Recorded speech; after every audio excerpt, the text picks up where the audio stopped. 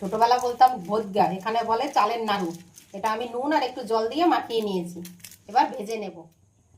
এখানে আমি কড়াতে দিয়ে দিলাম, দুভাগ করে ভাজবো, একসঙ্গে দিলে এটা ভালো হবে না, সেই জন্য দুবার করে ভাজবো। এই চাল ভাজাটা পুরো ভেজে নিলাম, দেখো কত সুন্দর হয়েছে। মিক্সিতে পেস্ট করে পুরো ছাতুর মতন বানিয়ে নেব। এই যে চালের ছাতুটা এখানে আমি গুঁড়ো করে নিয়েছি, এখানে নারকেল কুড়িয়ে নিয়েছি পরিমাণ মতন, এখানে জল দিয়ে দিলে করবো না, বাতাসা দিয়ে করবো। এখানে বাতাসা দিয়ে দিলাম, দুটো এলাচ ফাটিয়ে নিয়েছি, ওটা দিয়ে দিলাম। দিচ্ছি এখানে কাজু কিশমিশ, কাজুটা একটু গুঁড়ো করে নিয়েছি। দিচ্ছি এখানে নারকেল, নারকেলটা একটু ভেজে নিয়েছিলাম, হালকা ভেজে দিলে বেশ খেতে ভালো লাগে ওই জন্য।